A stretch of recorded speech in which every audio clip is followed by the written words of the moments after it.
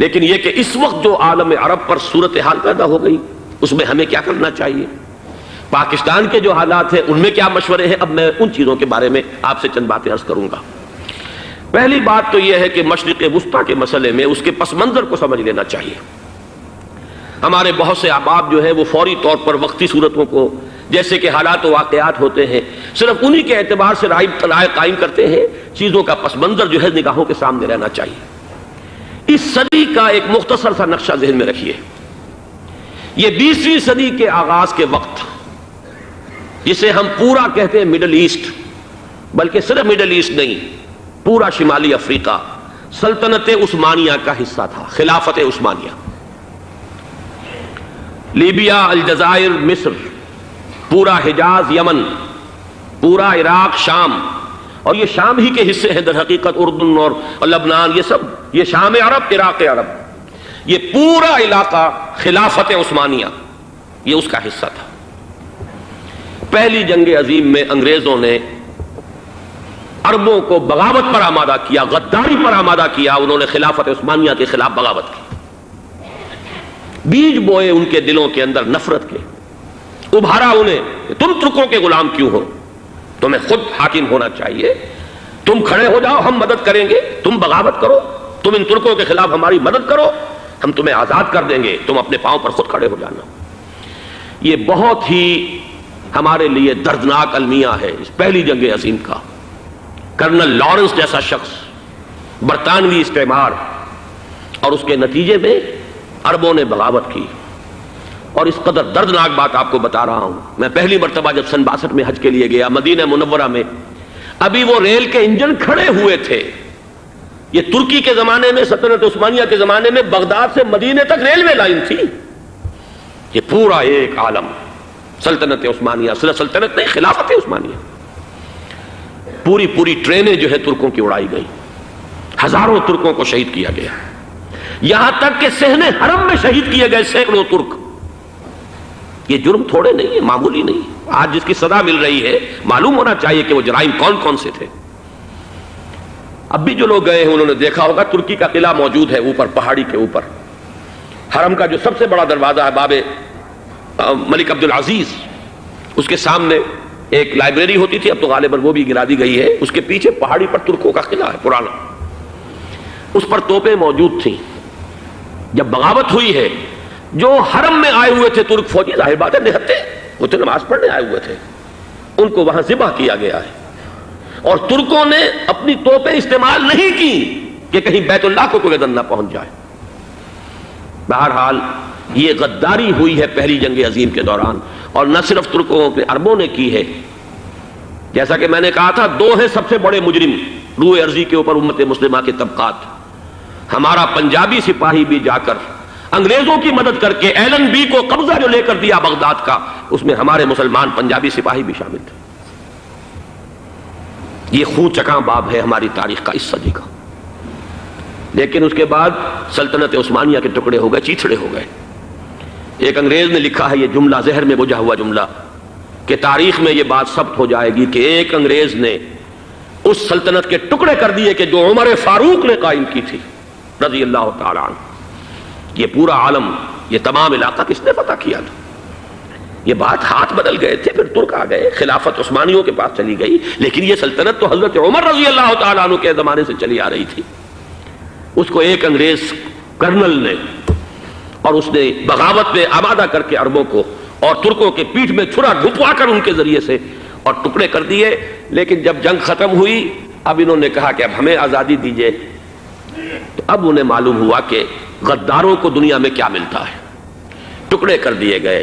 یہ حصہ عراق یہ انگریز کے پاس رہے گا، شام کا یہ علاقہ یہ فرانسیسیوں کے پاس رہے گا، مصر پر انگریزوں کا تسلط رہے گا، لیبیا اطالویوں کے پاس رہے گا، لے دے کر یہ جو علاقہ تھا حجاز، کیونکہ وہاں کچھ تھا ہی نہیں، بے وادن غیر ذی زرع، یہ عربوں کے پاس چھوڑ دیا گیا۔ اس وقت جو بادشاہ ہیں شاہ حسین اردن کے، ان کے دادا سب سے بڑے غدار وہی تھے، لہذا ان کو اس علاقے کی بادشاہت دے دی گئی۔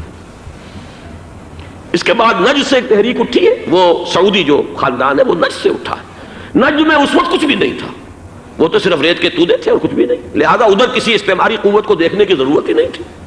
وہ تو بعد میں تیل برآمد ہوا اور اس کی حیثیت ہو گئی، اور یہ امارات کا علاقہ جو ہے اس کی دنیا میں اب گویا کہ یوں سمجھیے کہ جو سب سے زیادہ اہم علاقے ہو سکتے ہیں روئے ارضی کے نقشے پر، ان میں سے ایک وہ ہو گیا۔ لیکن یہ اس وقت کی بات میں کر رہا ہوں، کوئی حیثیت نہیں تھی، لہذا اس کو چھوڑ دیا گیا۔ یہ ہے تاریخی پس منظر، یہ لکیریں جو کھینچی گئی ہیں، یہ ایک ملت اسلامیہ کو جو قومیتوں میں تقسیم کیا گیا، پھر نعرے لگوائے گئے المصر للمصریین الشام للشامیین۔ اب شامی ایک علیحدہ قوم ہو چکے ہیں، مصری ایک علیحدہ قوم ہو چکے ہیں، عراقی ایک علیحدہ قوم ہو چکے ہیں۔ یہ ساری تقسیمیں استعمار کی پیدا کرنا ہے، اس کا کوئی تعلق اسلام کے ساتھ نہیں۔ اب ضرورت تو اس بات کی تھی کہ استعمار کے پنجے جب یہاں سے کچھ ہٹے، دوسری جنگ عظیم کے بعد ایک دور آیا، امریکہ ابھرا ہے دنیا کی عالمی سطح پر سیاست میں، اس کے ہاں کچھ آزادی کے تصورات تھے، اس نے بھی سپورٹ کیا۔ برطانیہ کمزور ہو چکا تھا، وہ اتنے بڑے علاقے کو اب ہولڈ نہیں کر سکتا تھا۔ ہندوستان بھی آزاد ہوا، پھر یہ کہ اور دوسرے علاقوں سے بھی اس کو پسپائی اختیار کرنی پڑی۔ استعمار کے پنجے جس طرح بھی ہوئے، ان کے سینوں سے، عربوں کے سینوں سے جو ہے گویا کہ وہ ہٹے، لیکن امریکہ نے ایک اپنی بہت بڑی حکمت عملی جو اختیار کی، عالم عرب کے سینے میں اسرائیل کا خنجر پیوست کر دیا، تاکہ یہ کبھی آزاد نہ ہو جائیں، ہمارے انگوٹھے تلے رہے، ہماری پالیسی گورن کرے۔ یہ استعمار کا دوسری جنگ عظیم کے بعد، جہاں برطانوی استعمار، فرانسیسی استعمار رفتہ رفتہ یہ ہٹنے شروع ہوئے۔ صدر ناصر نے انگریزوں کو اٹھا کر پھینکا میڈیٹرینین میں اور دوسرے جگہوں سے، الجزائر نے آزادی حاصل کی فرانس سے، اطالویوں سے جو ہے لیبیا والوں نے آزادی حاصل کی، یہ ہو گیا، لیکن ایک خنجر پیوست کر دیا گیا اسرائیل کا سینہ عرب میں۔ اس صورتحال میں ظاہر بات ہے کہ ایک تو بڑی آئیڈیل پوزیشن تھی کہ پورا عالم اسلام متحد ہو، لیکن وہ تو بہت دور کا خواب معلوم ہوتا ہے۔ علامہ اقبال سے بڑا کوئی نقیب نہیں ہے ملت اسلامی کی وحدت کا۔ ایک ہو مسلم حرم کی پاسبانی کے لیے، نیل کے ساحل سے لے کر تا بخاک کاشغر۔ لیکن انہیں بھی اپنے لیکچرز میں کہنا پڑا کہ اس وقت جو صورتحال ہے، پورے عالم اسلام کی ایک وحدت بن جانا تو تقریباً ناممکن نظر آ رہا ہے۔ اگر کسی طرح ایک common wealth of Muslim nations وجود میں آ جائے تو بھی بڑی کامیابی ہوگی، لیکن اس سے بھی پہلے یہ تو زیادہ آسان تھا کہ عالم عرب ایک وحدت کی شکل اختیار کر لے۔ یہ تو ایک قوم ہے، اکثر و بیشتر ایک نسل یا زیادہ دو نسلیں کہہ دیجئے، شمالی افریقہ میں بربر نسل بھی ہے، باقی تو سب عرب ہے۔ یہ پورا عالم ایک نسل، ایک زبان، پورے اتنے رقبے کے اوپر بولے جانے والی ایک زبان، یہ تو ایک ہو جائے۔ افسوس یہ ہے کہ اس کا ایک ہو جانا، ایک شخصیت ابھری تھی جو مذہبی مزاج کی شخصیت تھی، جو دینی مزاج کی حامل شخصیت تھی، اگر اس کی قیادت میں عالم عرب متحد ہو جاتا تو واقعتاً ایک بہت بڑا جو ہے مرحلہ وہ طے ہو جاتا پوری عالمی ملت اسلامیہ کی ایک وحدت اختیار کرنے کا۔ وہ شخصیت تھی شاہ فیصل شہید کی، اور اس لفظ کے ساتھ ہی آپ کے ذہن میں آ گیا ہوگا کیوں انہیں شہید کر دیا گیا، کس نے کیا کرایا، کہاں سے تعلیم حاصل کر کے آیا تھا وہ جس نے شہید کیا شاہ فیصل شہید کو، اس کی گردن پر کون سوار تھی، وہ یہودی لڑکی کے جس کے فوٹو بھی شائع ہوئے، ایک گردن پر اٹھائے کھڑا ہوا شہزادہ اپنی ایک یہودی دوست کو، لڑکی کو، اور وہی ہے کہ جس نے جا کر پستول سے شہید کیا ہے۔ جان اچھی طرح جان لیجئے، جیسے بارہا میں نے عرض کیا ہے کہ حضرت عمر کو شہید کرنے والا کہنے کو ابو لولو فیروز تھا، لیکن اس کے پیچھے پورا ایرانی نسل پرستی کا جو پورا پس منظر ہے، اسے تو ہر شخص جس کی ذرا بھی نگاہ جو ہے جو صرف منظر کو نہ دیکھ رہی ہو، پس منظر کو بھی دیکھنے والی ہو، وہ تو جان دے گی کہ ابو لولو فیروز ایک فرد کا نام نہیں تھا، وہ ایران کا انتقام تھا عالم عرب سے۔ بالکل اسی طریقے سے یہ امریکی استعمار کا ہتھ کنڈا تھا، اسے محسوس ہوا۔ شاہ فیصل مذہبی مزاج کا شخص، یہ ابھر رہا ہے، اور یہ شاہ فیصل کی حکمت عملی کا ذرا آپ اندازہ کیجئے۔ لاہور میں سمٹ کانفرنس ہوئی، اس میں وہ آئے، سب سے ٹاورنگ پرسنالٹی پورے اس وقت عالم اسلام کے اندر شاہ فیصل کی تھی، اور وہ گویا کہ ایک بہت ہی جس کو کہا جائے کہ ایک بہت ایلڈرلی، ایک بزرگانہ ایک شخصیت جو ہے، اور انہوں نے اپنے دولت کے دروازے، عرب میں وہ مشہور تھے کہ نہایت خسیس اور بخیل انسان ہے، اس لیے کہ وہاں وہ خرچ کرتے تھے حساب کتاب کے ساتھ، لیکن ان کے خزانے کھلے ہوئے تھے عالم اسلام کے لیے، ادھر بھی مدد ہے، ادھر بھی مدد ہے، ادھر بھی کام ہو رہا ہے، ادھر بھی کام ہو رہا ہے۔ پھر انہوں نے تیل کا ہتھیار استعمال کر کے ایک دفعہ امریکہ کو دن میں تارے دکھا دیے تھے، لہذا ان کا ہٹایا جانا سین سے یہ امریکی استعمار کے لیے لازم تھا۔ اب لے دے کر رہ گئے کون؟ سیکولر مزاج کے لوگ۔ پہلی اٹمپٹ جمال عبد الناصر نے کی، ناکام ہو گیا۔ قذافی صاحب نے کوشش کی کہ وہ ان کی جانشینی حاصل کر لے، ناکام ہو گیا۔ اب ایک تیسری شخصیت صدام حسین کی، ملحد ہے، اسلام سے کوئی سروکار نہیں، باس کا فلسفہ، سیکولرزم پلس عرب نیشنلزم، یہ اصول ہے۔ لیکن یہ ہے کہ یہ شخصیت ابو بکر ایسی آئی ہے کہ اس سے اس وقت یہ جان لیجئے، میں امریکہ میں بھی عربوں سے مل کر آیا ہوں، سعودی عرب میں بھی اب میں وہ دیکھ آیا ہوں، نوجوان نسل جو ہے عربوں کی، پورا جو دوسرے عرب ممالک ہیں جہاں پر کہ مذہب کا اتنا چرچا ہی نہیں ہے، پورا فلسطینی عرب، جارڈن کے عرب، شامی عرب عوام، وہ سب کے سب صدام کے پیچھے ہیں اس وقت، اس لیے کہ انہیں نظر آ رہا ہے کہ ایک شخص پھر ایسا پیدا ہو کر سامنے آ گیا ہے جو شاید عالم عرب کو پھر یونائٹ کر دے۔ اور یہ ہے اصل وہ شے کہ جو امریکہ کے لیے کسی صورت میں قابل قبول نہیں۔ دولت کے یہ ذخائر، خلیج کی یہ دولت، سیال سونا اور اس کے ذخیرے، اور یہ کسی طریقے سے یہ امریکہ کے زیر اثر نہ رہے، یہ ہے وہ شے جو اسے برداشت نہیں ہے۔ وہ کوئی اربوں کی محبت میں نہیں آیا 2.5 لاکھ فوج لے کر، وہ کوئی شاہی عرب جو خاندان ہے سعودی، اس سے اس کی کوئی دلچسپی نہیں ہے، کوئی پتہ نہیں کہ وہ خود ان کو ہٹا دیں اور وہاں پر کوئی جمہوری ڈھانچہ جو ہے وہاں پہ کھڑا کروا دے خود امریکہ۔ اس لیے کہ سعودی عرب میں دیکھ آیا ہوں، حالات اگرچہ ظاہر بات ہے کہ زیادہ گہرائی میں تو وہاں جانے کا موقع ہی نہیں ہوتا، بہت ہی مستبد حکومت ہے، لیکن صاف نظر آ رہا ہے کہ اس وقت دونوں طبقے نوجوانوں کے جو ہے وہ شاہی خاندان کے شدید خلاف ہو چکے ہیں۔ جو وہاں پر جدید مثقف طبقہ ہے، جدید تعلیم یافتہ، جو باہر پڑھ کر آیا ہے امریکہ میں اور کہیں اور وہ کثیر تعداد میں، اب وہ صاف سوال کر رہے ہیں کہ یہ بلینز اور بلینز آف ڈالرز کے جو ہمارا خرچہ آتا تھا، ہمارے ہتھیاروں کے آرڈر جاتے تھے، وہ کہاں گئے؟ کل 65,000 فوج، اور عرب کے پاس، سعودی عرب کے پاس اتنے ٹینک بھی نہیں ہیں جتنے کہ یمن جیسے غریب ملک کے پاس ہے، تو ہمارا روپیہ یہ گیا کہاں؟ یہ ایک سوال ہے جو ہر شخص کے ذہن کے سامنے ہے۔ اب ہمیں اپنے معاملات کو خود سنبھالنا ہوگا۔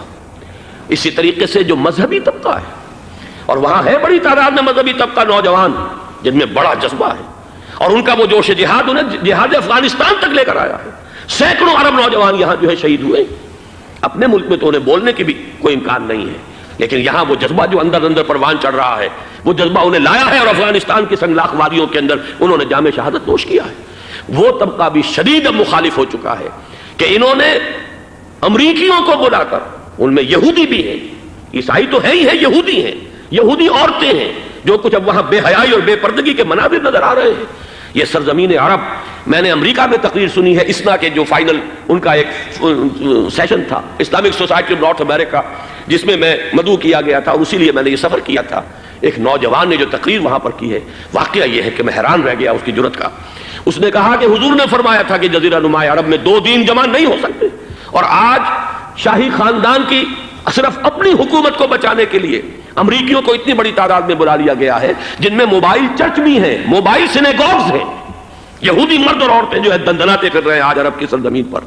لہذا جو مذہبی طبقہ ہے وہ اس پر شدید رد عمل جو ہے اس کے اندر پایا جاتا ہے۔ یہ حالات ہیں جو میں آپ کے سامنے چاہتا تھا کہ رکھ دوں۔ یہ وہ شامت اعمال ہے۔ ایک طرف یہ کہ وہ شخصیت جو ہے صدام حسین کی، وہ کوئی پسندیدہ شخصیت نہیں، لیکن یہ کہ اس شخصیت کو تقویت دینے والے بھی تو یہی لوگ تھے۔ انہیں خطرہ تھا ایران کے انقلاب سے کہ کہیں اسی قسم کا کوئی انقلاب ہمارے ہاں نہ آ جائے، لہذا انقلاب ایران کو ایکسپورٹ نہ ہونے دے، اس لیے انہوں نے اسی صدام حسین کو بلینز اور بلینز آف ڈالرز کی مدد دی۔ آج وہی ہے، عربی کی تو ایک کہاوت بھی ہے، سمن کلبک، یا کو لوگ اپنے کتے کو کھلا پلا کے موٹا کرو، کسی روز تمہیں کو کاٹے گا۔ آج وہ تو انہیں کاٹ رہا، لیکن یہ کہ اس کا جو علاج تجویز ہوا ہے وہ انتہائی خوفناک ہے۔ 2.5 لاکھ امریکی، وہ استعمار کے پنجے جو بمشکل عالم عرب کے سینے سے جو گڑے ہوئے تھے اس استعمار نے، مشکل ہٹے تھے کہ ایک دم اب وہاں پر خبریں آ رہی ہیں، فرانسیسی بھی آ رہے ہیں، برطانوی بھی آ رہے ہیں، کہاں کہاں سے فوجیں آ رہی ہیں، اور وہاں پر 2.5 لاکھ تو صرف امریکن آرمی کا، اس میں تقریباً 1.5 لاکھ تو پہنچ چکی، اور جو بھی ہوگا وہاں پر جیسا کہ میں نے عرض کیا ہے اس قدر خوفناک سین ہے۔ میں نے بہت سے حضرات واقف ہوں گے، کئی مرتبہ میں نے حوالہ دیا ہے مولانا سید حامد میاں رحمہ اللہ کا، انہوں نے ایک دفعہ مجھے بتایا تھا کہ احادیث میں جو قرب قیامت کے حالات و واقعات کی پیشن گوئیاں ہیں، ان میں یہ ہے کہ وہ جو آخری جنگ ہونی ہے جو کہ دجال کے خلاف ہوگی مسلمانوں کی، اور جس میں کہ حضرت مسیح علیہ السلام کا نزول ہوگا، جس کے سلسلے میں اس سے پہلے ایک جنگ ہوگی بہت خوفناک، بہت خوفناک۔ اور عجیب الفاظ ان کے یہ تھے کہ اس میں ایک طرف مسلمان اور عیسائی اور یہودی تینوں ہوں گے۔ یہ بات سمجھ میں نہیں آتی تھی کہ مسلمان اور یہودی ایک جگہ کیسے جمع ہو سکتے ہیں۔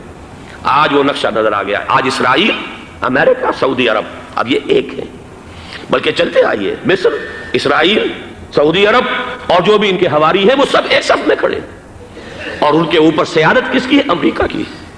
وہ نقشہ آ گیا ہے۔ اور اس جنگ کے سلسلے میں مولانا حامد میاں رحمہ اللہ نے مجھے بتایا تھا کہ حدیث میں الفاظ آئے ہیں، اتنے لوگ ہلاک ہوں گے، اتنے لوگ ہلاک ہوں گے، اتنے لوگ ہلاک ہوں گے کہ ایک پرندہ سینکڑوں میل تک اڑتا ہوا چلا جائے گا اور اسے سوائے لاشوں کے اور کچھ نظر نہیں آئے۔ یہ نقشہ خاکم بدہن تلا ہوا ہے، کھڑا ہوا ہے۔ جو بھی ہوگا کیمیاوی جنگ، کیمیاوی کیمیکل وارفیئر اور پھر ایٹمک وارفیئر، جس کی کھلی دھمکیاں دی جا چکی ہیں۔ کبھی کوریا کے بارے میں اندیشہ تھا کہ یہ درندے خدا کی دھرتی کو، کوریا کی غریب بستی کو ناگاساکی بنا کے چھوڑیں گے، ہیروشیما بنا کے چھوڑیں گے۔ آج وہ صورتحال جو ہے عالم عرب پر، heart of the Arab land, اس پر یہ صورتحال بالکل تلی کھڑی ہے۔ اس میں ہمیں کیا کرنا چاہیے؟ میں نے یہ چاہا کہ پورا پس منظر آپ کے سامنے ہو، صرف وقتی سا کوئی ایک نعرہ، وقتی سی کوئی ایک خبر، اس کے حوالے سے ایک جذبات کا معاملہ، پورا ایک پس منظر سامنے رکھیے۔ اب وہ آپ کو شاید میری باتیں جو ہیں وہ سمجھ میں آ جائیں۔ نمبر ایک، ہمیں کسی صورت اس جنگ میں امریکہ کے گھڑے کی مچھلی نہیں بننا چاہیے۔ امریکہ اسلام کے تحفظ کے لیے نہیں آیا، امریکہ حرمین کی حفاظت کے لیے نہیں آیا، امریکہ اپنے مفادات، عالمی مفادات کے تحفظ کے لیے آیا، اور زیادہ سے زیادہ آپ کہہ سکتے ہیں کہ وہ سعودی شاہی خاندان کی حفاظت کے لیے آیا۔ اور بڑا عمدہ مضمون چھپا تھا پچھلے، بلکہ ابھی تک تو وہ تازہ ہی ہے جب تک نیا نہیں آتا، ندا میں، جس کا عنوان تھا اربوں کا چھرا اور اربوں کا گدا۔ سارے پیسے بھی انہیں سے لے رہے ہیں۔ $12 بلین کا ایک چیک لے کر گیا جیمز بیکر۔ اندازہ تو کیجیے دنیا کہاں سے کہاں پہنچ گئی۔ میں حیرت ہوں کہ دنیا کیا سے کیا ہو جائے گی۔ 2 ماہ قبل اس کا تصور نہیں ہو سکتا تھا۔ اتنی بڑی قوت امریکہ کی، تباہ کن قوت، اور جمع ہو جائے گی عرب کے اندر۔ لیکن یہ کہ وہ کاسٹ بھی اربوں ہی کی ہوگی، انہی کا چھرا، انہی کا گلا۔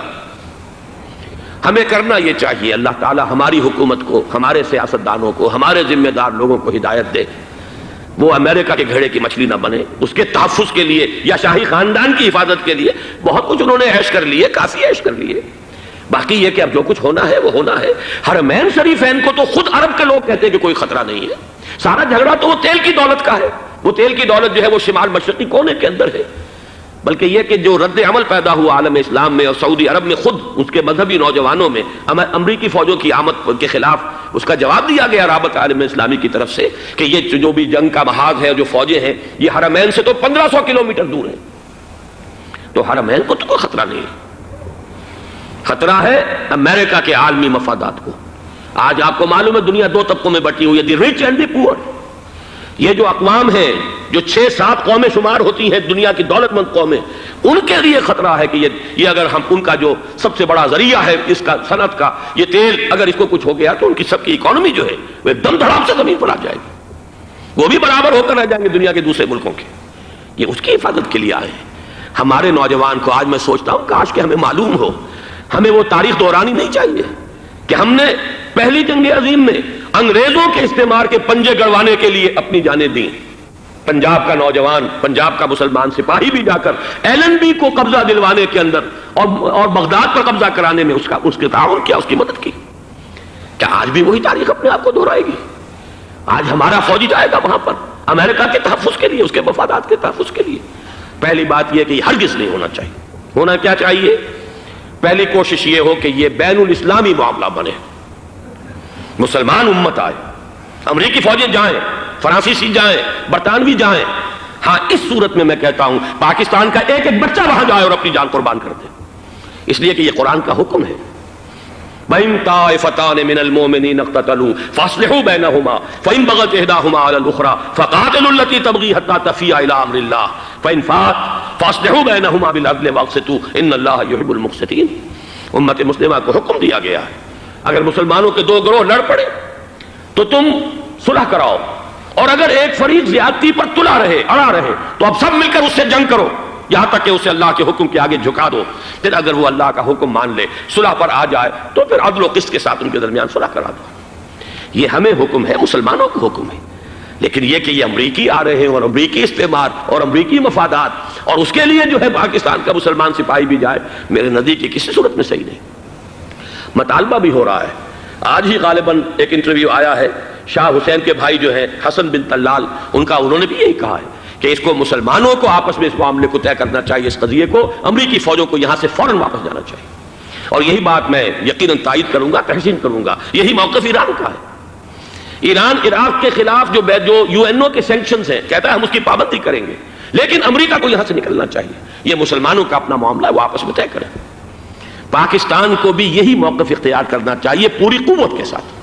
اس میں کوئی بھی اگر کمزوری ہو رہی ہے تو در حقیقت یہ گویا کہ ہم امریکی استعمار کے ہاتھ میں اس کا آلہ کار بن کر، کھلونا بن کر استعمال ہو رہے ہیں، جو کہ ہمیں کسی صورت میں نہیں کرنا چاہیے۔ اگر یہ بھی ناکافی ہو تو دوسرا ایک اور مسئلے کا حل موجود ہے، اس سے براڈر سطح پر، کہ غیر جانبدار ممالک اگر کوئی ہے ان کو بھی اس قضیے کے اندر شامل کیا جائے۔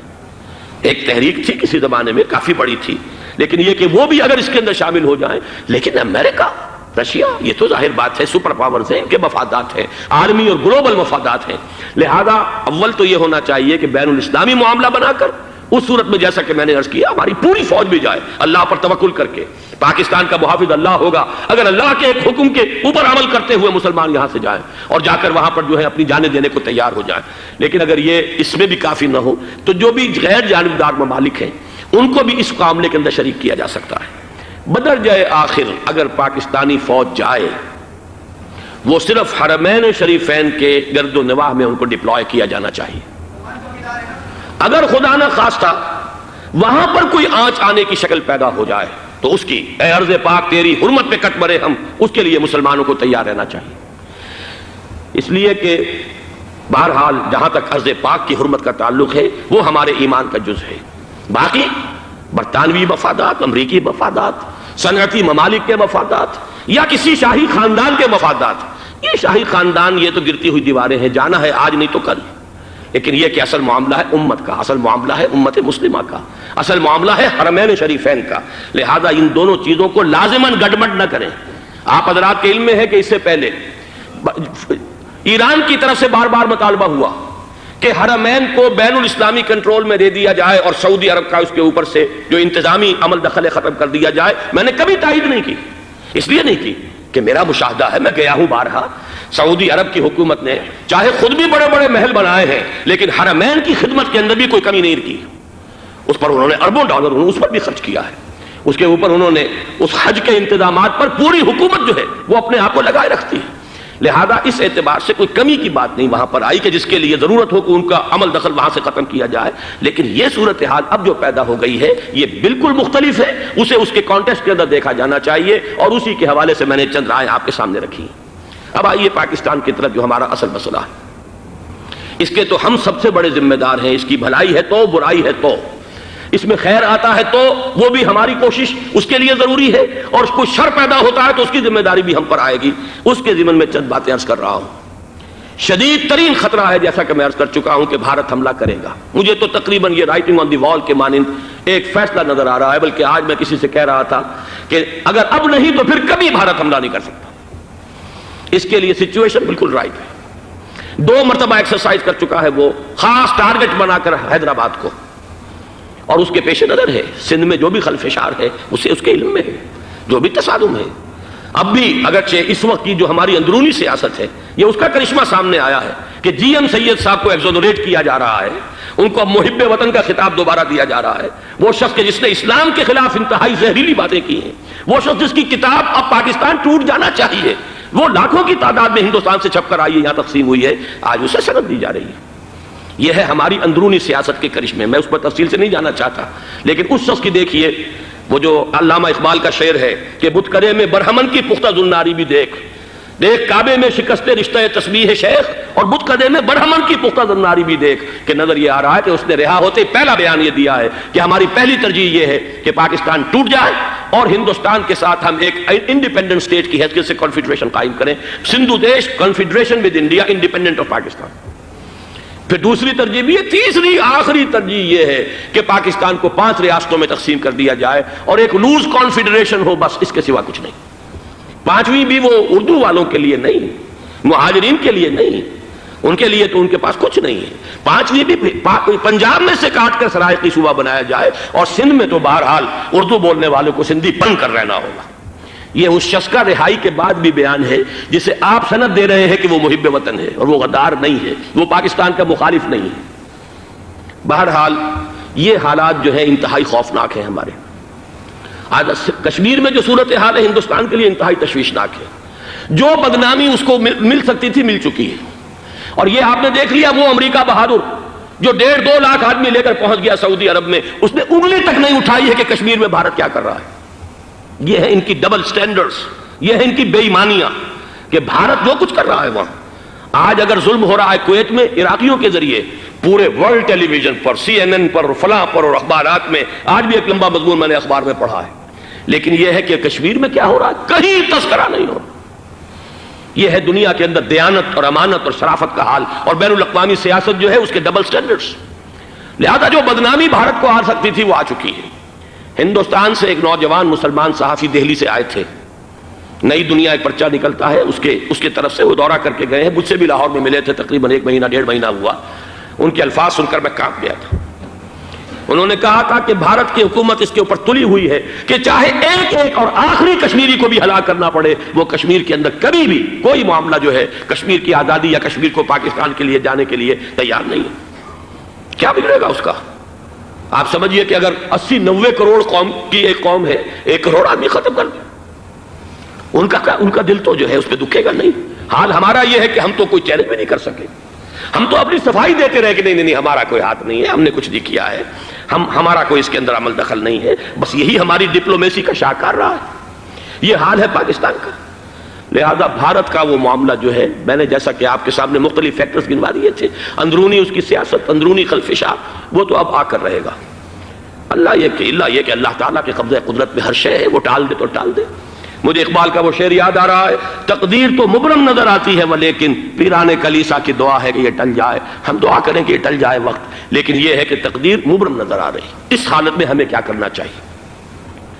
نمبر 1 یہ کہ سب سے اہم شے ہے قومی یکجہتی، اور قومی یکجہتی کے اعتبار سے انتہائی خوفناک مرحلہ آ رہا ہے انتخابات کا۔ انتخابات میں تو کچھ نہ کچھ فساد، کچھ نہ کچھ دنگا، کچھ نہ کچھ ہنگامہ، ایک دوسرے کے خلاف کیچڑ، ایک دوسرے کے خلاف الزامات، بوچھاڑ، یہ تو بڑھتے ہیں۔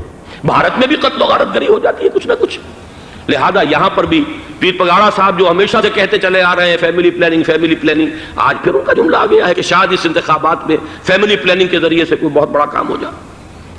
پہلی بات تو یہ ہے کہ میں نے اب تک یہ کہا ہے کہ انتخاب کسی صورت میں پوسٹ پون نہیں ہونے چاہیے۔ اب بھی میں یہ کہتا ہوں کہ اگر تو انتخابات کا بدل صرف ایک ہے اور وہ مارشل لا ہے، تو پھر مارشل لا سے تو بہتر ہے کہ وہ انتخابات ہوں، چاہے اس میں کوئی خلفشار بھی ہو۔ اس لیے کہ مارشل لا کا مطلب جو ہے وہ تو سندھ کے اندر ایک ناگزیر دھماکہ ہو جائے گا، تباہ کن، خوفناک، اور پھر بھارت کو کچھ کرنے کی ضرورت نہیں ہوگی، کیا کرایا اسے سارا معاملہ سندھ کے اندر سے مل جائے گا۔ مارشل لا ہرگز نہیں ہونا چاہیے۔ وہ بات جو سن 80 میں نے 18 اگست 1980 کو کہی تھی ضیاء الحق مرحوم سے، آج پھر اسی بات کی میں تکرار کر رہا ہوں، اعادہ کر رہا ہوں۔ مارشل لا پاکستان کے لیے سوسائڈل ہے، لیکن ایک آلٹرنیٹ سامنے آیا ہے۔ ایک تو پشاور ہائی کورٹ کا ورڈکٹ آ گیا، اور یہ کہ کچھ اور لوگوں کی طرف سے بھی باتیں آئی ہیں۔ 1-2 دن ہوئے ہیں، جنگ میں 2 اہم سرخیاں تھیں، اور وہ بڑے اونچے حلقہ جو ہمارا فوج کا اونچا حلقہ ہے اس کی طرف سے، اگرچہ نام کسی کا نہیں تھا۔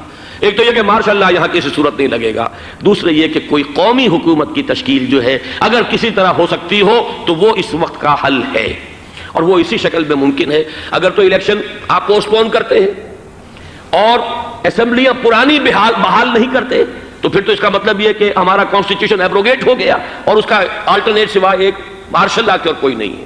لیکن اگر صدر اسحاق صاحب ہمت کر لیں، ملک کے حالات کو دیکھ کر جو اس وقت صورتحال ہے، جو خطرات ہیں بارڈر پر، ان کو دیکھتے ہوئے یا تو یہ کہ عدالتوں کے ذریعے سے اسمبلیاں بحال ہو جائیں، اس میں حکومت زیادہ رکاوٹ نہ ڈالے، یا یہ کہ خود صدر اسحاق صاحب واپس لے سکتے ہو قدم تو واپس لے لیں، لیکن یہ کہ تمام پارٹی سے یہ پہلے عہد لے لیا جائے کہ وہ ایک قومی حکومت کی تشکیل کریں گے۔ یہ وہ بات ہے، آپ کو یاد ہوگا مرزا اسلم بیگ صاحب، انہوں نے بالکل شروع میں سن 88 کے الیکشن کے بعد کہا تھا کہ نیشنل گورنمنٹ فارم کی جانی چاہیے۔ اس وقت تو کسی نے دھیان نہیں دیا، پیپلز پارٹی بڑے نشے میں تھی، اس کو خاص طور پر سندھ میں جس طرح کا واک اوور ملا تھا، اس کا ایک نشہ تھا اس کے دماغ پر، اس لیے وہ سوچنے پر تیار نہیں ہوئی۔ لیکن یہ کہ وہ جو ایک فارسی میں کہا جاتا ہے کہ ہر چے دانا کنت کنت نادا لیک بعد از خرابی بسیار، اب اس خرابی بسیار کے بعد بھی اگر عقل آ جائے اور ایک نیشنل گورنمنٹ بنائی جا سکے اور اس کے حوالے سے الیکشن کو پوسٹ پون کیا جا سکے، تو میرے نزدیک یہ رائے پوری قوت کے ساتھ دی جانی چاہیے، پیش کی جانی چاہیے، اس لیے کہ الیکشن اس وقت جس خلفشار کا سبب بن جائے گا، ذریعہ بن جائے گا، اس کو تو گویا کہ اور بھارت کے جو گھناونے عزائم ہیں ان کو اور تقویت دینے کا سبب اور ذریعہ بن جائے گا۔ دوسری بات یہ، اس قوم کے اندر جذبہ جہاد، وہ ڈیفینسو جہاد، دفاعی جہاد، جس کے بارے میں کوئی دو رائے نہیں ہو سکتی کہ اس کے لیے جو جان بھی دی جائے گی وہ شہادت کی موت ہوگی۔ اس لیے کہ حضور کی حدیث ہے، من قتل دون مالہ فہو شہید، جو شخص اپنے مال کی حفاظت کرتے ہوئے مارا گیا مسلمان وہ شہید ہے۔ تو ظاہر بات ہے کہ اپنی آزادی کا تحفظ جو ہے وہ مال کے تحفظ سے زیادہ اہمیت رکھنے والی شے ہے۔ ایک جذبہ جہاد پیدا کیا جائے اور ایک پیپلز آرمی یہاں پر کھڑی کی جائے، عوامی فوج۔ فوج صرف نہیں کر سکے گی تحفظ جب تک کہ پوری قوم جو ہے وہ فوج کی شکل اختیار نہ کر لے، لیکن ظاہر بات ہے کہ اس کا بھی امکان اسی صورت میں ہوگا جبکہ کوئی ایسی حکومت وجود میں آ گئی ہو کہ جس میں وہ اپوزیشن اور گورنمنٹ کا جھگڑا جو ہے وہ اوپر نہ چل رہا ہو، وہ آپس کی معاذ آرائی نہ ہو، تبھی کوئی پیپلز آرمی جو ہے اس کا تصور جو ہے سامنے آ سکتا ہے۔ اللہ تعالیٰ توفیق دے کہ ہم اس کو بھی کر سکیں۔ آخری بات، آج میں سوچ رہا تھا کہ حضور کو اللہ تعالیٰ نے 2 تلواریں دے کر بھیجا تھا۔ ایک تلوار قرآن، جاہدہم بہی جہادا کبیرا، اے محمد یہ ہے آپ کی تلوار، اس کے ذریعے جہاد کیجئے، قلع قمع کیجئے جاہلیت قدیمہ کا بھی، قلع قمع کیجئے جاہلیت جدیدہ کا بھی، اور یہ بے یقینی کو رفع کیجئے، ایمان پیدا کیجئے۔ یہ ہے کہ جو آج ہمارے پاس وہ جہاد بالقرآن کے حوالے سے ہے۔ اور دوسرا ہتھیار تھا دین حق، هو الذی ارسل رسولہ بالہدی ودین الحق لیظہرہ علی الدین کلہ۔ وہ نظام عدل اجتماعی، وہ جو واقعہ یہ ہے کہ اگر اس کا نمونہ دنیا کو دکھا دیا جائے تو پوری دنیا اسے قبول کرے گی، اس لیے کہ دنیا تو پیاسی ہے، دنیا مختلف نظاموں کو ٹرائی کر کے تھک چکی ہے۔ اس نے جمہوریت کا تجربہ بھی کر لیا ہے جس نے سرمایہ داروں کی آمریت کی شکل اختیار کر لی، دنیا نے کمیونزم کا تجربہ بھی کر لیا ہے، وہاں سے بھی پسپائی اختیار کر رہی ہے نوع انسانی۔ لیکن یہ کہ وہ نظام عدل اجتماعی تو ہمارے پاس تھا۔ پچھلے سال آپ کو یاد ہوگا یہاں پر دسمبر کے مہینے میں اس کے اوپر سیمینار ہوئے تھے، سیاسی نظام، معاشی نظام، معاشرتی نظام، اخلاقی نظام، وہ پورا نظام زندگی جو ہے وہ ہمارے پاس ہے جس کے لیے یہ ملک لیا گیا تھا، اسلامی انقلاب برپا کر کے، اور یہاں پر اس دین کو قائم کیا جائے۔ میں چند باتیں بھارت کے حوالے سے کہنا چاہتا ہوں۔ بھارت کے سلسلے میں ہم سے بہت بڑی بڑی کوتاہیاں ہوئی ہیں ہندو قوم کے حوالے سے۔ پہلی کوتاہی یہ ہوئی کہ ہم نے 800 یا 1000 برس تک حکومت کی، اگرچہ صوفیہ نے کچھ تبلیغ کی یہاں پر، لیکن علمی سطح پر، انٹلیکچوئل لیول پر کوئی تبلیغ کا کام نہیں کیا۔ ہندوؤں کی جو اعلیٰ ذات کے لوگ ہیں، اور ہندو ذہن ہے فلسفیانہ ذہن، اس فلسفیانہ ذہن کو ہم نے کبھی سمجھنے کی کوشش نہیں کی، اس تک ہم نے دین کی دعوت کو نہیں پہنچایا۔ ہم نے جہاد بھی سیف کر کے انہیں زیر تو کر لیا، ان پر حکومت تو کی، لیکن یہ ہے کہ جہاد بالقرآن کے ذریعے سے ان کے نظریات، ان کے افکار، ان کے عقائد، ان کے نظریات باطلہ کا علاج نہیں کیا۔ یہ ایک بہت بڑا جرم تھا کہ ہم نے یہاں پر 1000 برس تک حکومت کی لیکن یہ فرض منصبی ادا نہیں کیا۔ اس ضمن میں آپ سے عرض کروں کہ پچھلے سال جب میں گیا تھا انڈیا، مولانا علی میاں سے مدظ اللہ العالی میری ملاقات ہوئی، میں نے انہیں ایک مشورہ دیا، وہ چونک گئے، انہوں نے مشورہ پسند بھی کیا، یہ مجھے نہیں معلوم کہ اس پر عمل کیا یا نہیں۔ میں نے ان سے عرض کیا کہ آپ ندوۃ العلماء میں سنسکرت کی تعلیم لازم کر دیں تاکہ یہاں کا عالم دین جو نکلے وہ ہندو جو مذہب کی کتابیں ہیں ٹاپ کی امہات کتب ان کو بھی سمجھ سکتا ہو۔ جب تک آپ ہندو ذہن کو نہیں سمجھیں گے اسلام اس کے سامنے پیش نہیں کر سکتے۔ لہذا ایک کام تو ہمیں یہ کرنا ہے، اور میں نے شاید آپ میں سے جو حضرات بھی میثاق پڑھتے ہیں ان کے تو علم میں یہ بات ہوگی کہ میں نے شاہ ولی اللہ دہلوی رحمۃ اللہ علیہ کا ایک قول جو ہے نقل کیا ہے، ہندوستان ہی کے ایک رسالے میں وہ ان کا قول جو ہے اس کو کوٹ کیا گیا تھا، وہاں سے میں نے نقل کیا کہ انہوں نے فرمایا کہ ایک وقت آئے گا کہ ہندو قوم کے اعلیٰ ذات کی اکثریت اسلام قبول کر لے گی. اللہ کرے کہ وہ کام ہو، وہ بھی ہوگا تو جہاد بالقرآن کے ذریعے سے ہوگا. دوسری دو کوتاہیاں کیا ہوئی؟ دیکھیے میں اس کی مثال دے رہا ہوں. ہم نے اب تک اسلام کے لیے جو نعرہ بازی کی ہے اس کا نتیجہ یہ نکلا، ہندو کو ہم نے بیدار کر دیا، چوکنا کر دیا، منظم کر دیا، اپنے خلاف کھڑا کر دیا، اور ہم نے کچھ کیا نہیں. اس کی ایک سادہ مثال دے رہا ہوں. چپ راس چپ، چپ راس چپ، خاکسار تحریک، دہل گیا تھا پورا ہندوستان. واقعہ یہ کہ دہل گیا تھا. وہ تحریک تو اس کے بعد ختم ہوئی، اب آثار قدیمہ میں کہیں رکھی ہوئی ہے. لیکن ہندو نے اس وقت سے RSS شروع کی، ہندو کو جگہ دیا. RSS جوابی تحریک تھی خاکسار تحریک کے مقابلے میں، اور وہ 60 برس ہو گئے مسلسل کام کر رہے ہیں. وہ تحریک موجود ہے اور اب وہ بہت بڑی فارمیڈیبل فورس بن چکی ہے ہندوستان کے اندر. اسی طرح دوسری بات عرض کر رہا ہوں، ہمارے ہاں اسلام کا نعرہ، اسلامی نظام، اسلامائزیشن، حکومت، قانون، یہ پہلے تو لگا کرتا تھا اپوزیشن کے پلیٹ فارم سے. 11 برس جو تھے ہمارے مرحوم ضیاء الحق صاحب کے، وہ ایوان حکومت سے یہ نعرہ لگا. نتیجہ یہ نکلا ہندوستان میں رام راشٹر کی تحریک کھڑی ہو گئی جوابی رد عمل کے طور پر. ہم نے تو کچھ کیا بھی نہیں سوائے کچھ کاسمیٹک تبدیلیاں، کچھ اوپر کی تبدیلیاں، کچھ رنگ و روغن، کچھ عید میلاد النبی زیادہ شوق سے اور زیادہ شان سے بنانی شروع کر دی، کچھ اور ہم نے اس طرح کے جو ہے وہ تقریبات کا آغاز کر لیا. باقی وہ اسلام کا نظام، وہ نظام تو ہم نے قائم نہیں کیا. میں نے جو حضرات واقف ہیں مجھ سے، انہیں یاد ہوگا یہ کہ میں سن 80 میں پہلی مرتبہ بھارت گیا تھا پاکستان بننے کے بعد. سن 47 نومبر میں نے کراس کیا تھا from east Punjab to west Punjab. Pakistan آیا خون اور خاک آگ کے دریا عبور کر کے. 33 برس کے بعد میں گیا تھا واپس ہندوستان پہلی مرتبہ سن 80 میں. واپس آ کے جو میں نے تقریر کی تھی اس کے چند چیزیں یاد ہوں گی بہت سے حضرات کو.